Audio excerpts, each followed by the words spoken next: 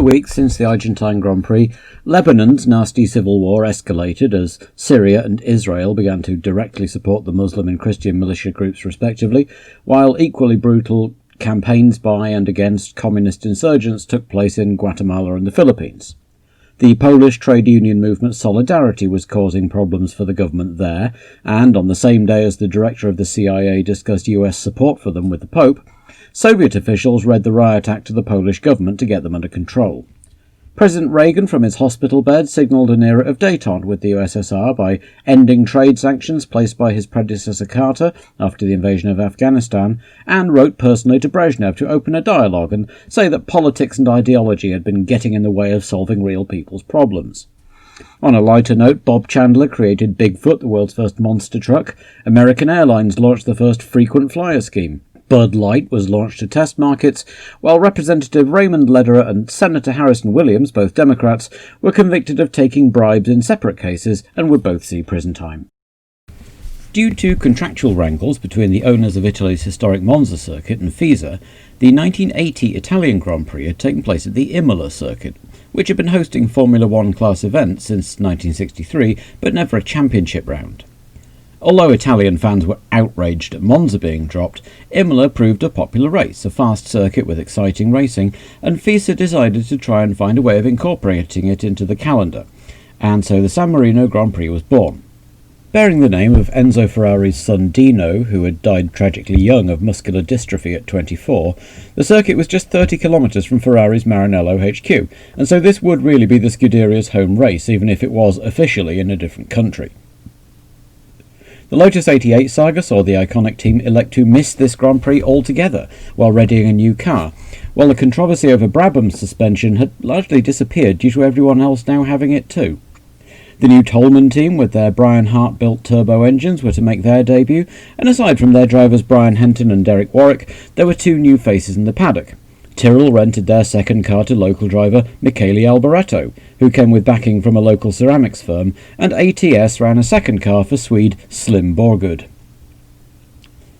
The Milanese Alboreto began his racing life as a student of technical design, and built himself a Formula Monza car along with some friends in 1976, before moving to Formula 3 in an old March chassis and coming second in the Italian Championship in 1979. The following year he moved to Euro racing and won 4 races in the European F2 title, moving to the Minardi team for 1981 and scoring their first F2 victory, as well as competing in endurance racing for Lancia alongside Riccardo Patrese. Offered the opportunity for a short-term F1 drive with the struggling Tyrrell team for 1981, he got some local sponsorship together and rented the seat for the inaugural San Marino Grand Prix.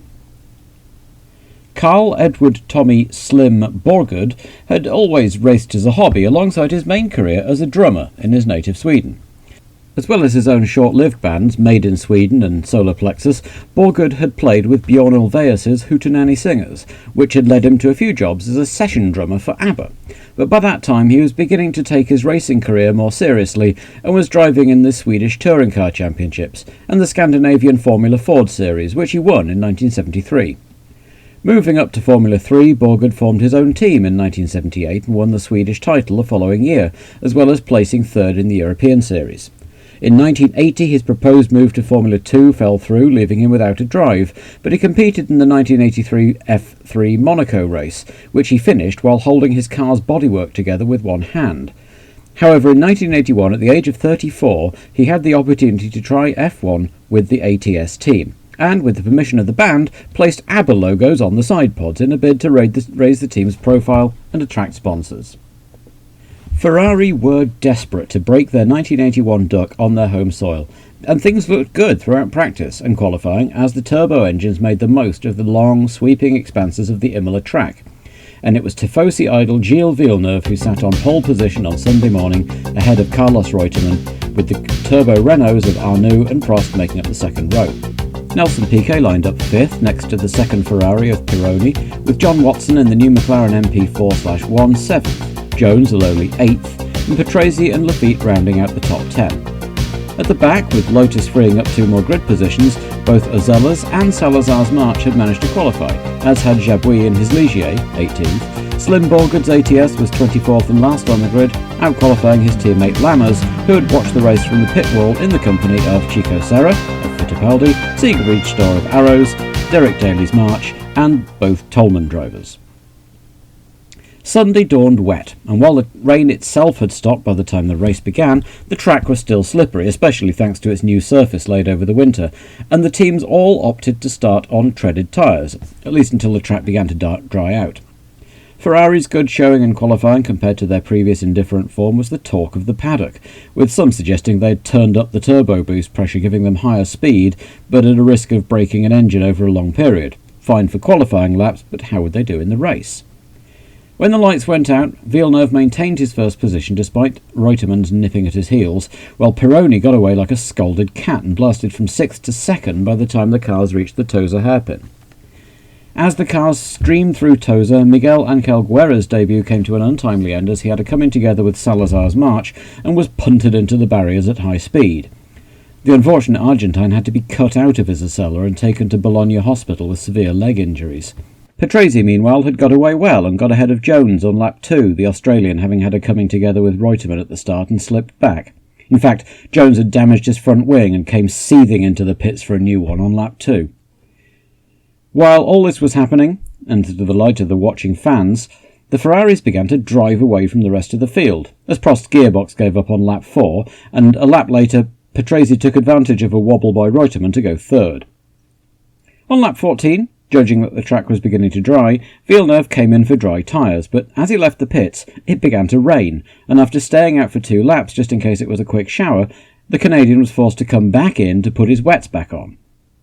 Didier Pironi thus took over the lead, chased by Riccardo Patrese, with Nelson Piquet storming up the field in his Brabham, followed by teammate Ribacchi. Patrese's heroics were no match for Piquet's car, and the Brazilian was soon through and chasing Pironi, gradually reeling in the Ferrari until he was right on his tail. Pironi, who had slightly damaged his car earlier in the race, made things as difficult for Piquet as he could, but the Brabham went past on lap 47 and Pironi began to fade, as Patrese, Reutemann and Ribacchi all muscled their way past in the remaining 13 laps. Nelson Piquet took his second win of the year, with Patrese making his second podium visit of the year in second place and Carlos Reutemann third. Ribacchi took 4th place in the second Brabham, a small consolation for his bad luck in Argentina, with Pironi nursing his car home 5th, and Andrea de Cesaris scoring his first point for McLaren and McLaren's first point of 1981 in 6th place, while Alan Jones trailed in 12th, furious at Reutemann after their first lap incident.